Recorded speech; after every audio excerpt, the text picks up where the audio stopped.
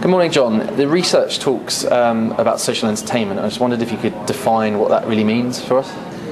Well, we see three things really that make the difference between social entertainment and the way that social networking happened in the past. And what we see from the survey this year is a massive increase in the value consumers are placing on entertainment within their social networks. So it's now seen as the best value in terms of entertainment of any medium, and that includes films, which is amazing. So it really, the entertainment factor and enjoyment that is driving the development of what we're calling social entertainment.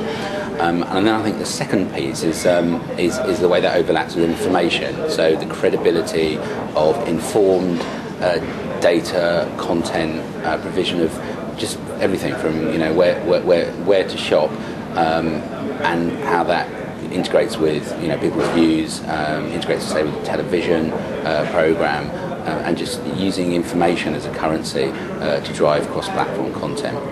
And then the third vector is really engagement, and that's the idea that within a social entertainment world, it's no longer good enough just to make, say, a film and put it on a television, and then that's the end of the story. It's really about giving something additional to the audience, not just interacting with it, but actually adding value in a longer term way. So often that can be educational, have you sort of educated an audience or given them something that more over and above that immediate viewing experience. And that's really what we mean by social entertainment as opposed to social networking as a phenomena, or even traditional kind of content development.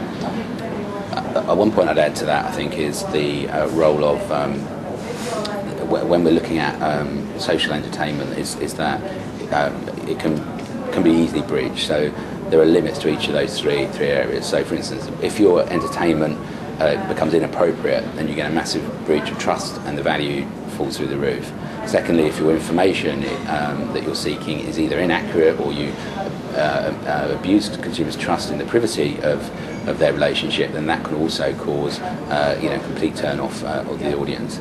And then lastly, this idea of engagement. As we said, TV companies particularly are learning to engage more, but it's hard for them because it means that they let go control. They have to involve the audiences in co-creation of content, which is a new skill. And the moment that it becomes that relationship is lost, again, the value of social entertainment plummets. Great. So, I mean, I guess in terms of how technology and entertainment companies engage with consumers, they have to talk to those 3 points. Absolutely. So first of all, make sure that it's about entertainment, enjoyment. Try to make sure that the information is as credible and adds value from telling people things that they didn't know perspective. And then thirdly, engagement. How they make that engagement work. I think the key behaviours really that need to encompass are listening, socialising the media, creating content together with your audience, and actually just this idea of letting go of control, embracing complexity. Those are sort of new behaviours for anyone, and it's not just a traditional media owner. Anyone who wants to sort of win in the social entertainment world, and that can be it could be you, Luke, as an individual on Twitter, or it could be a multinational film studio. They all have to look at these new parameters if they want to tremendously succeed in social entertainment. Great, thank you. And in terms of when consumers think about entertainment companies, is technology an important part of how they view a brand? Well, the survey showed actually that consumers don't value the latest technology as one of the key drivers, and I think that are probably very true of the mass consumer audience. We were asking just general consumers. I think the difference is there are sort of early adopter and kind of elite audiences that very much care about the adoption of the latest technologies. iPad's phenomenal success is just an evident point. But those are a minority.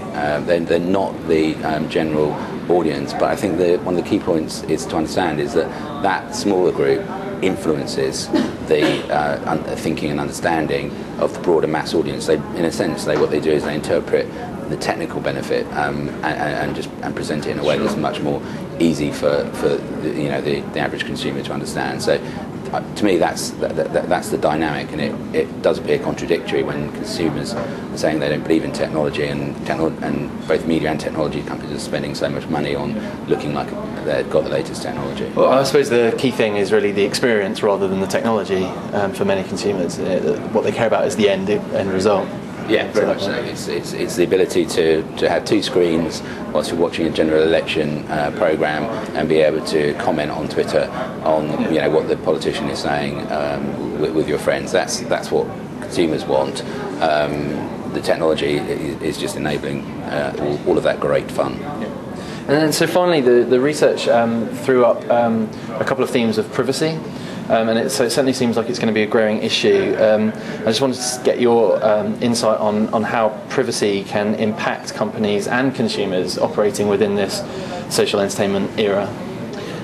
I think we have to be careful with privacy. I mean, clearly, when you're engaging with social media, Facebook, for example, you're giving up rights to certain privacy aspects that the consumer seems quite willing to do. I mean, whether they know that those rights are being sort of forfeited or not is another question. But I actually think the danger is to generalise about this. The great majority of consumers probably aren't fully aware of what they're giving up, but they know they're getting something, a service in return for giving up, commenting on areas of their life, and that's, to me, the key point, that it's really about the context in which you're negotiating with whoever's providing the service that means whether privacy is seen as something that needs to be protected or people are prepared to exchange, and that's why it's such a complex area, because